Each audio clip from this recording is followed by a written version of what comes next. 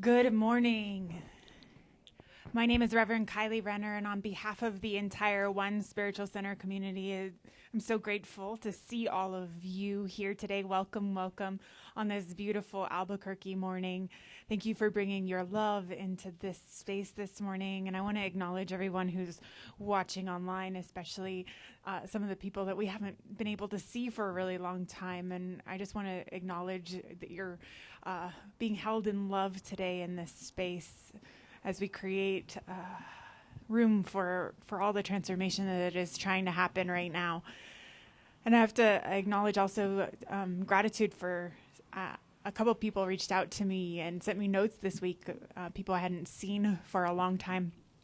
And I'm just really grateful that you reached out to let us know that you're staying connected online and you're here with us, even though we haven't seen you physically in person for a while. Please know we understand, and we're just grateful for you as we create community in all these interesting new ways. And so I just want to thank you for being here today, all of you who are physically present here as well. And I've been thinking a lot about how precious this whole thing is as we're in such tumultuous and changing and challenging times, and how precious it is that we get to do this. That somehow, when we purchased this house, we somehow created this space without realizing what we were doing at the time. And that all of the things that have come together in such interesting ways to create space for what needs to show up right now, and just have happened in such an organic and interesting and beautiful way. So thank you for continuing to show up and for bringing your love and your light. And I'm going to ask someone who knows where chairs are to go grab another chair for me. Would that be possible? Just in the patio of the room back there with the red gate, there's more chairs. Thank you so much. So we're going to anchor in some prayer. Please join me as we just center into this space today that is made in the mind and the heart and the love of the One. I recognize the power and the presence of Spirit here today.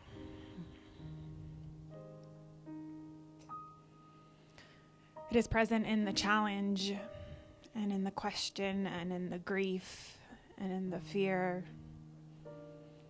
Spirit is present in the love and the question and everything in between.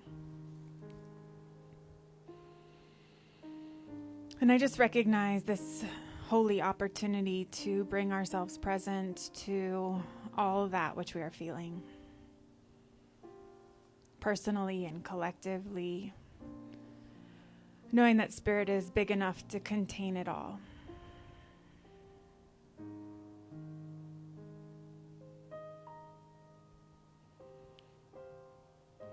And this holy moment is big enough to hold us in a grace that contains both what is real as well as the hope of what is possible.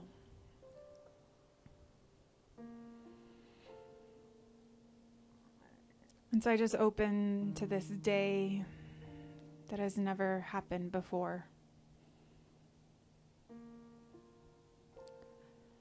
I allow Spirit to move, and I let it be. And so it is.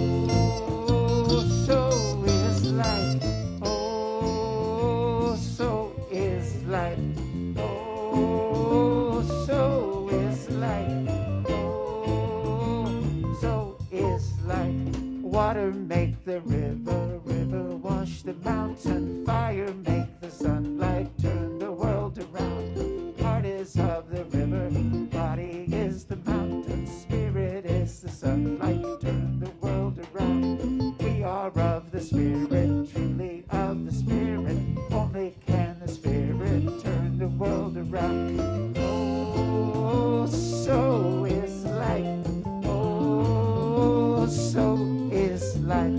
Oh, so is life. Oh, so is life.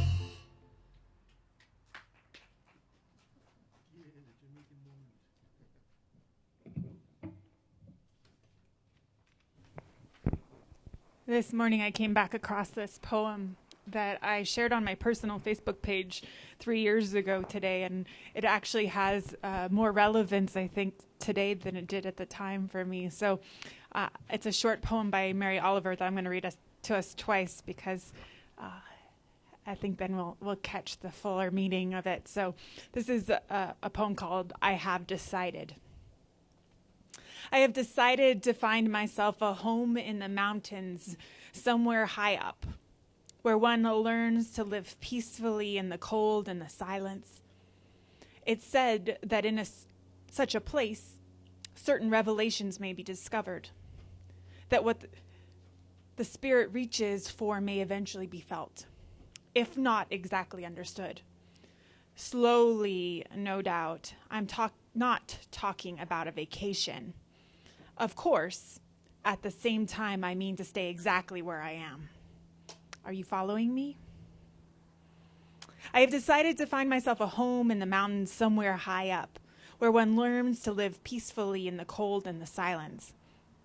It's said that in such a place, certain revelations may be discovered, that what the spirit reaches for may be eventually felt, if not exactly understood. Slowly, no doubt. I'm not talking about a vacation. Of course, Of course, at the same time, I mean to stay exactly where I am. Are you following me?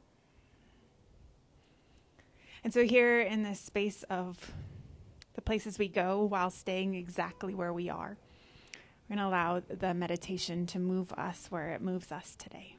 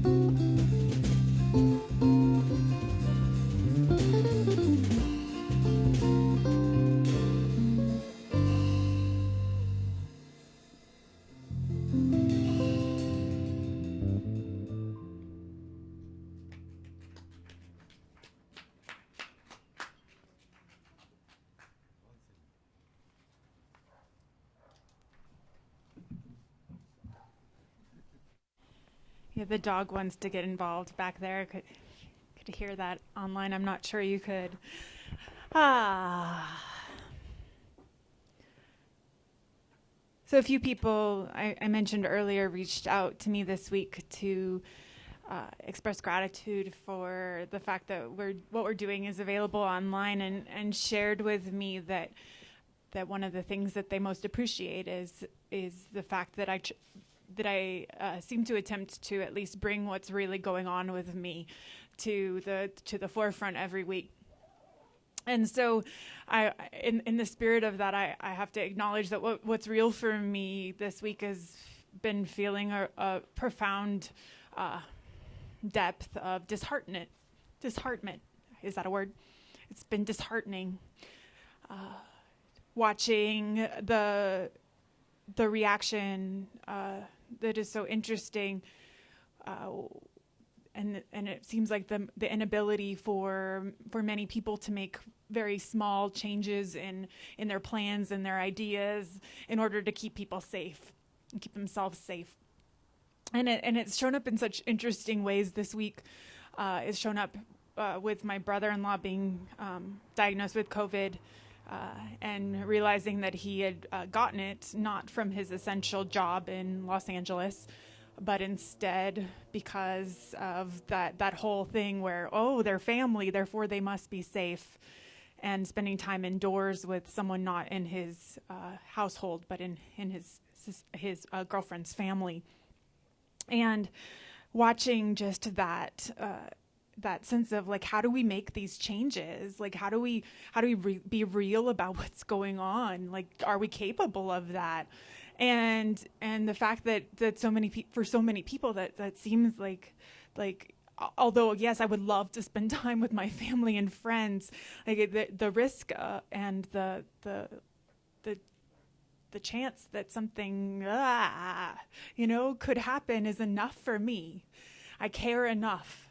And so I've been just feeling like this depth of sadness. So if you don't already know this, our hospitals are full here. And it's been reported that probably tomorrow our governor is going to be issuing the declaration that allows the hospitals to start rationing care, which means that hospital staff, doctors and nurses are going to be given the impossible task of trying to figure out what your likelihood of surviving is before they offer you care. And see, I'm crying. because it is unacceptable to me. It is painful to me, especially when there's such simple things we can do, including wearing these things that, yes, they're inconvenient, and yes, it takes getting used to, and yes, all of those things, but it is such a simple thing. It's such a simple way of expressing care. And so the other side of this is people say, like, I love that you're so real. And then the other people say, well, aren't you supposed to be positive? Isn't that philosophy you teach all about being positive? And what I'm positive about right now is that transformation is possible. We're just not there right now. We're in the midst of some deep seeking that needs to be to cause us to go deeper. And it's not time to spiritually bypass. So that's one of my most, the most aggravating thing that I've watched people do is this thing where something real that is causing us to have to look at some real things about how our society works, how we take care of each other, all of that shows up. And spiritual people want to skip to some la land place that's far off where everyone's healed and we're all one and we're all together and we're taking care of one another. And what it reveals to me is more of the sense in which the problem feels like it's so big that we can't acknowledge it. It's too much, and so we can't deal, and so all we end up doing is saying, rah, rah, rah, aren't we great? Everything's okay, everything's positive, that's the only thing we can do. And I just know how destructive this is. I know how painful it is, and how limiting it is, because it isn't until we really acknowledge what's going on that we actually have the capacity to turn things around. We cannot go through this process of transformation without acknowledging what is really happening, without getting to the heart of what's really going on and making a different choice. And we can't make a different choice if we have skipped all the way to positive land. And so I actually called one of my former colleagues out on this recently, as they had asked a question about, please, remind me of that posting we saw someone put up about all the positive things that have come out of COVID. And I wrote, well, since I've lost at least 5 people at this point that are connected to my community, I'm not ready to go to positive yet. And certainly positive things will come out of this experience on all kinds of levels for all kinds of people, but we're not there yet. It's not time to jump there yet. It's not time to jump to, oh, yay, I'm finding the silver lining, or in this pile of shit, there must be a pony somewhere. It's like, it's not time for that. And we can't, if we go there, if we attempt to go there, we miss this real opportunity that Spirit has given us to actually transform. And so I acknowledge that it's painful to look at what's wrong right now. In fact, it feels overwhelming. And it feels overwhelming that it comes from directions we weren't expecting. And so, I ended up posting on Facebook this week asking or reminding people that they're not alone in being the bad guy that has to continuously make the adult decision that says, I'm not going to go be with my family right now. It's not a safe thing, and that's an uncomfortable place to be. And I was expressing support for those who are holding that line. And someone who I actually didn't know said, oh, I'm going to have to let you go. Like, what the hell, guys? Like, why is that the response right now, right? Like, it's shocking to me. And so what I know about this for myself is that there's deep care involved in why it is this hurts so bad. And there's deep care involved in knowing that we can do it differently. And so that's why my title was Turn the World Around today, because I was reminded actually of listening to Harry Belafonte sing that song with the Muppets. So the Muppets were a big part of my childhood. I don't know how many of you have spent much time with them, but they're magical. Yes, John is out there in the street dancing. He's excited about me talking about the Muppets. But when Harry Belafonte introduces that song when he's singing with them, he tells the story about how that song came to him. So the Turn the World Around song that Sid sang earlier is a song that Harry Belafonte discovered in Africa. And he was in Guinea, and he went and visited with a storyteller. And this storyteller was versed in African mythology and began to tell this story about the fire and the sun and the water and the earth. And I remember listening to this as a kid and remembering what he said. He said, so this is what the storyteller said. He pointed out that the whole of these things put together turns the world around. That all of us are here for a very, very short time. And at that time that we're here, isn't really any difference in any of us. And so the question is, do I know who you are or who I am? Do we care about one another? Because if we do, together we can turn the world around. And so the question is, do we care, right? Like, do we deeply care? And we can access that care when we're not just dropping to or dumping into that place of positivity, because we can't care if we're already in la la land that says that it's already healed and done. We can't really care, and we can't activate that place inside of us. That's that place that says, love thy neighbor as thyself. You know, we can't do that if we can't acknowledge what's really going on for our neighbor. We can't do that if we can't really acknowledge what's going on for us. And so what I recognize about this is that we have this capacity as spiritual beings and these that understand positivity in this different way, that it's a tool not to make us be able to bypass what's really going on. It's a tool that says I can acknowledge what's really going on, and from that place still find hope. But we have to be willing to challenge what's in front of us, and really open ourselves to the fact that there are systems and things occurring and in the world that really do need us to challenge them. And we can't challenge them if we're saying rah rah rah. Can't challenge them if we have moved to a place of positivity without acknowledging what is real. So there's a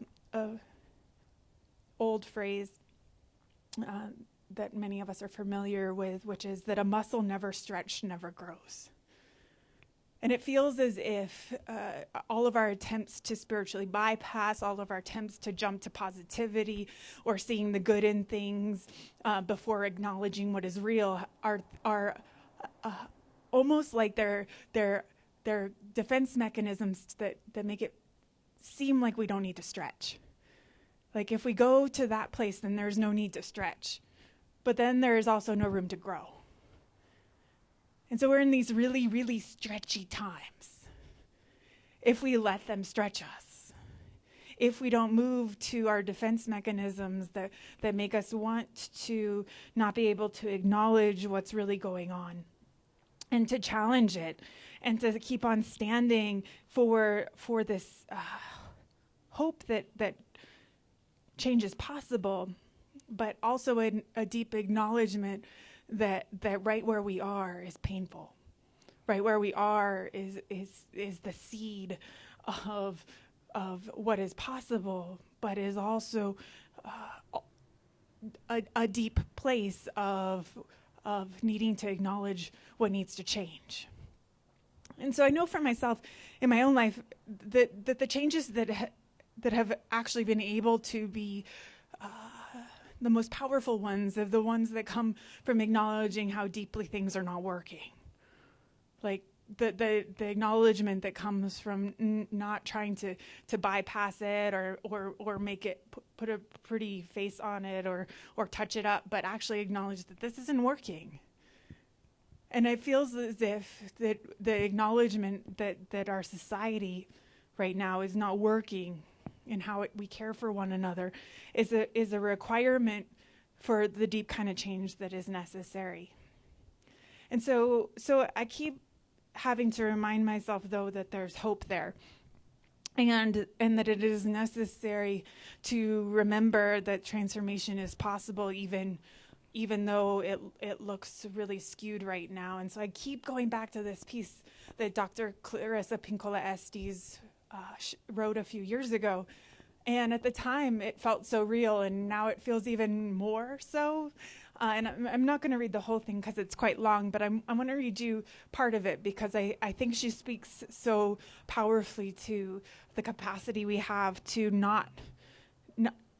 to be able to acknowledge what's real while at the same time not losing heart, not getting disheartened like I have been feeling this week. So this is what she says.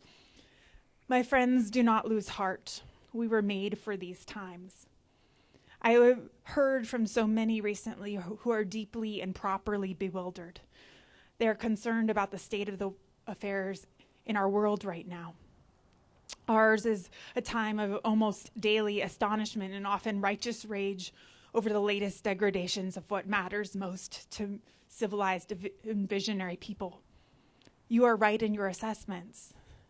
The luster and hubris some have aspired to while endorsing acts so heinous against children, elders, everyday people, the poor, the unguarded, the helpless is breathtaking.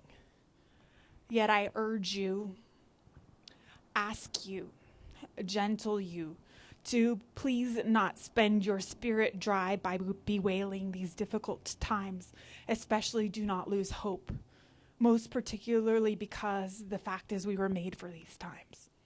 Yes, for years we have been learning, practicing, been training for, and waiting to meet on this exact plane of engagement.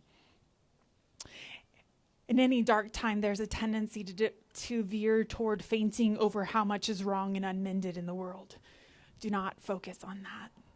There's a tendency, too, to fall into being weakened by dwelling on what is outside our reach, by what cannot yet be. Do not focus there. That is spending the wind without raising the sails. And this is the part. Ours is not the task of fixing the entire world at once, but is stretching out to mend the part of the world that is within our reach. Any small, calm thing that one soul can do to help another soul to assist some portion of this world will help immensely. It is not given to us to know which acts or by whom will cause the critical mass to tip toward the enduring good. And so this is the thing that I need to remember in the midst of that which feels so disheartening, is this idea that our task is not to fix the entire thing at once, but to reach out where we are, to mend that which we can, to turn that which we can around, to remind ourselves that we are powerful and creative, and that we have the capacity to heal and to question and to transform and to acknowledge that which is real, and that we have the capacity and the ability to bring that kind of hope to the world right now, the one that acknowledges that there is a lot that needs to transform, while at the same time recognizing that transformation is possible. And those two things get to go hand in hand. We get to remember and let our care be immense and transformational, and we can let that care guide us in that which is ours to mend. And so no matter how many times we have to remember that we care, and that's why it hurts, right?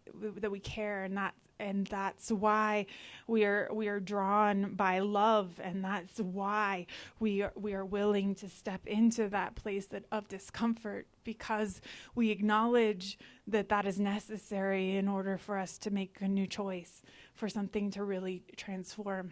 And so it has been my wish recently that all of us don't skip ahead from where we are, that we actually have to be present to how,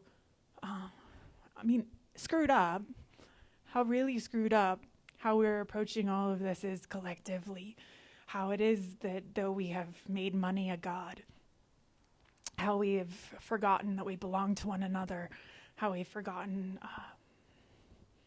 that instant gratification is not what we've come here to be and to do, that there's something deeper going on. Like that all of that, like that we have this opportunity right now to remember what's real, to be present to how screwed up it is, and then call forward what we know is possible.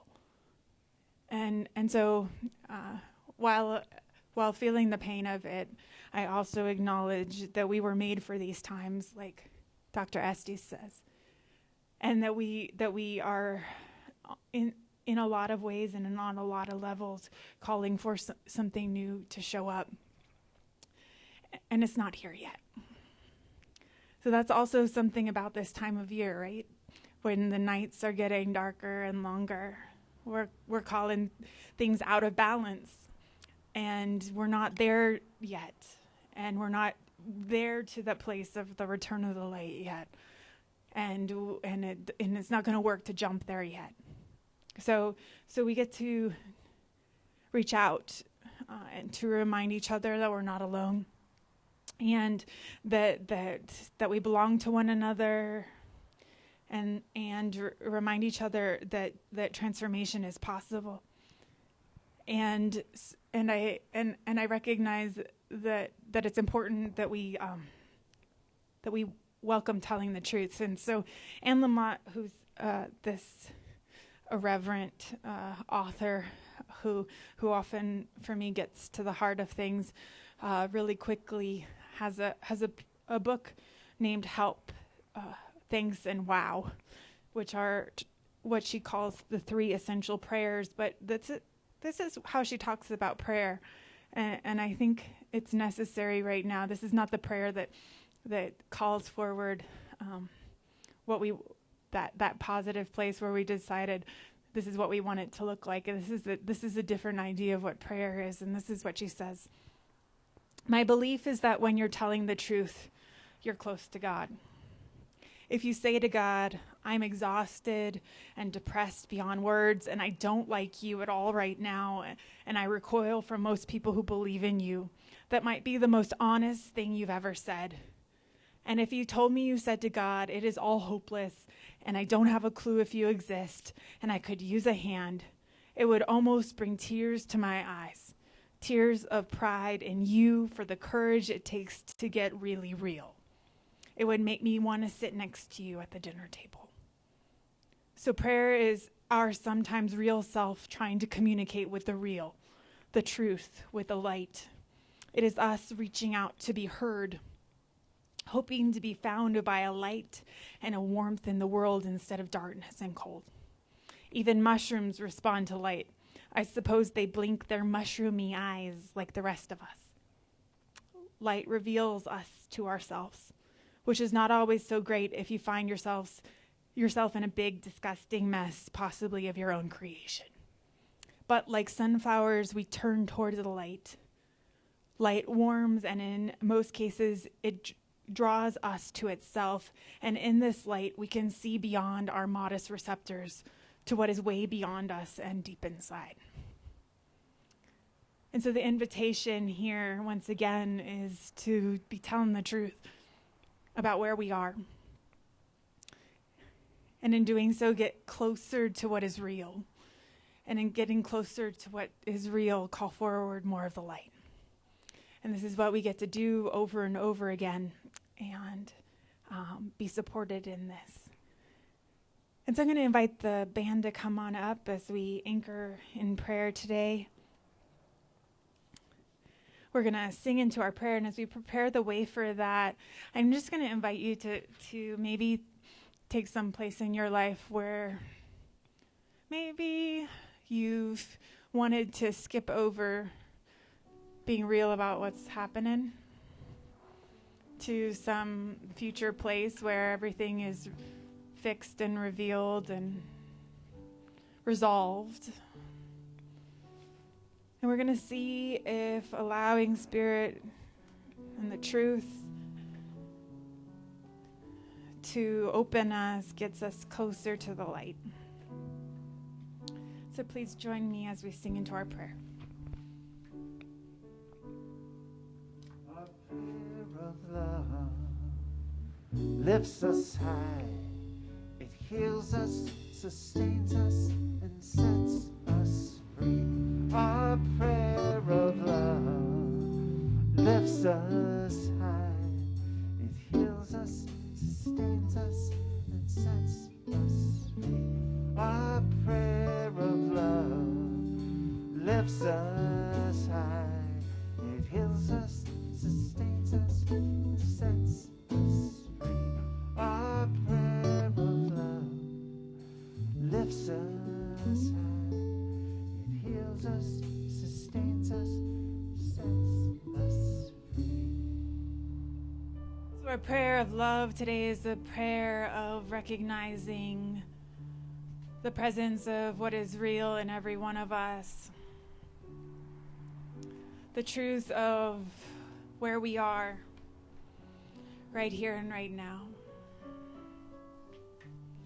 And I recognize that within that truth, there is the seed of what is possible.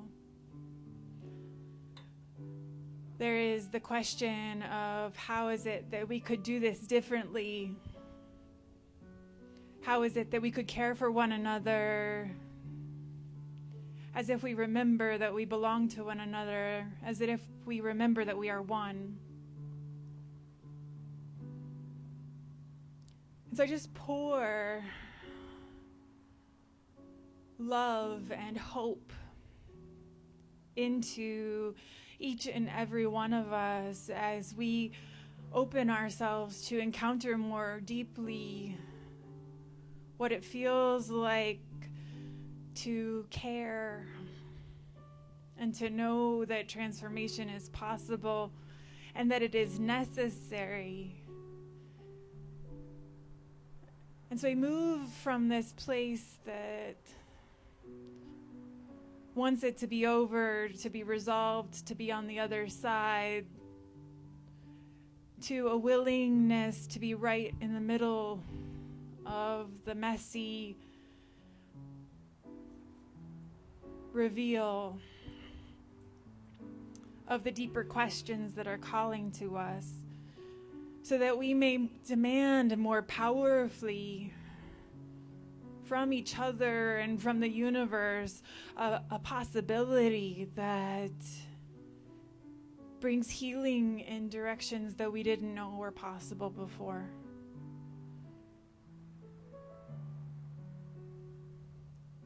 And so I especially pour love all over anyone hurting right now.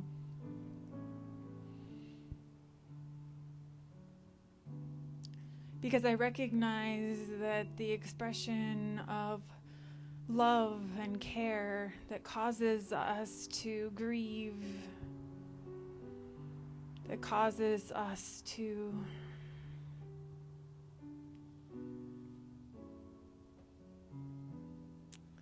question, is the very presence of the love and the care of the one. And I know that it is calling out from all of us a new possibility and a vision for what is possible. And so I acknowledge the love and the care in the pain and in the grief.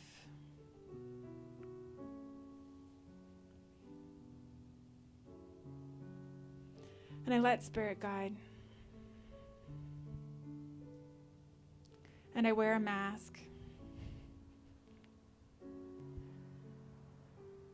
And I'm willing to be the adult in the room that says no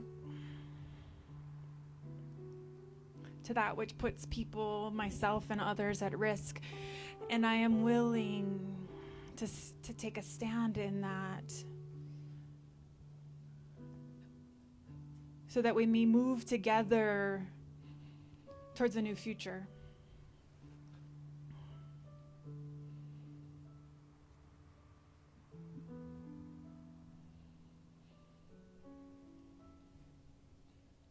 And so I just let go.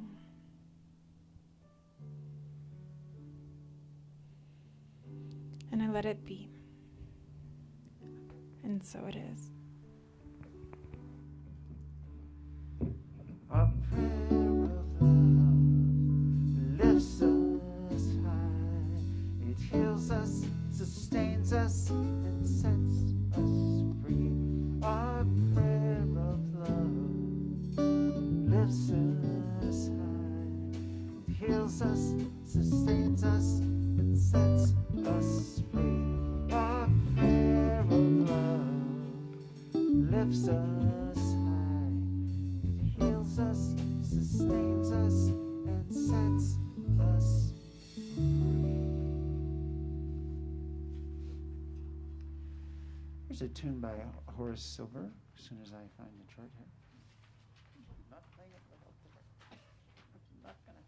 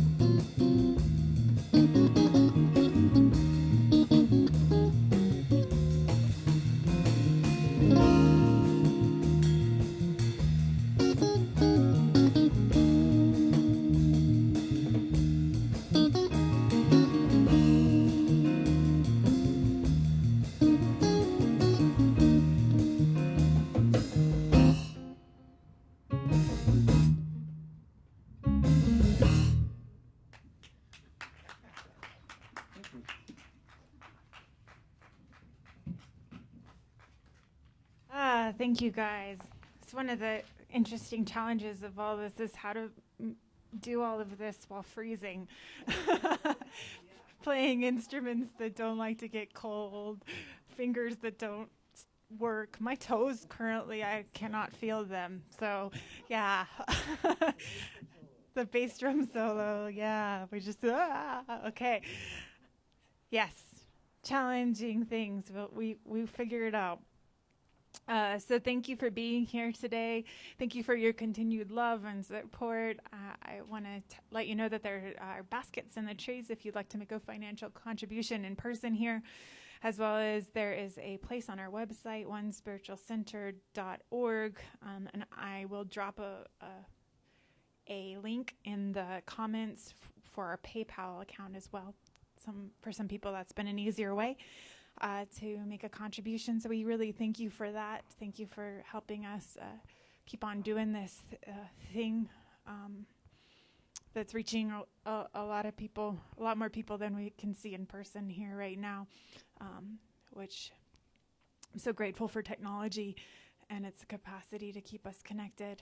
So thank you for your continued love and support, and for continuing to take care of one another and to stay safe and make good choices around that. Please let me know if I can support you in that. That's one of my commitments, is to help people who are struggling with how it is to maneuver all of the interesting things we're being asked to maneuver right now. So please reach out. And I think want to let you also know that just because it just doesn't feel safe right now, we've suspended all of our volunteering just until it looks a little different. It just doesn't feel like a risk I'm willing to take to possibly put anyone in our community at risk. So please just know that we will continue to hold prayer and light for our community, and when it is safe again, we will be back out there. And I believe that we are ready to sing, so please join me.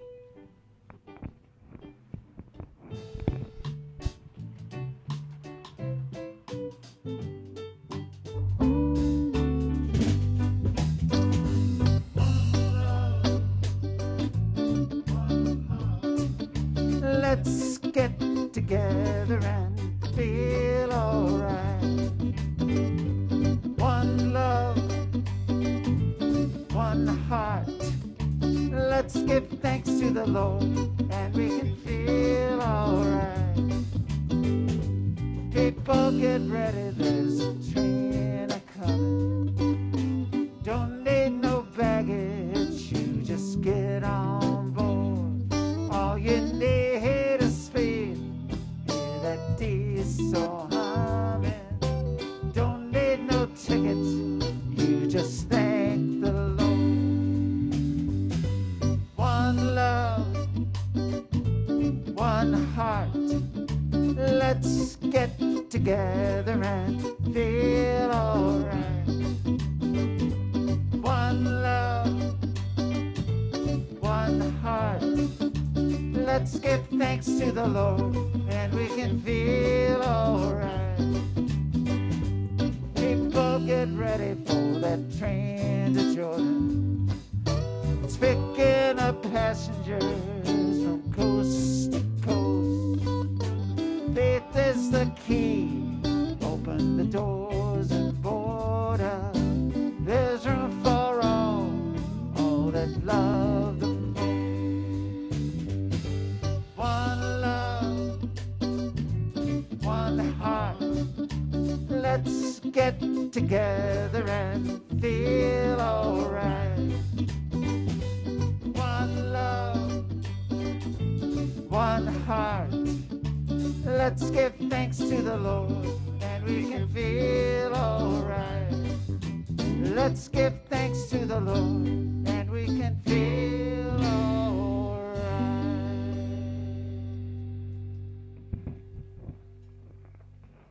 And we have one last blessing to sing to one another.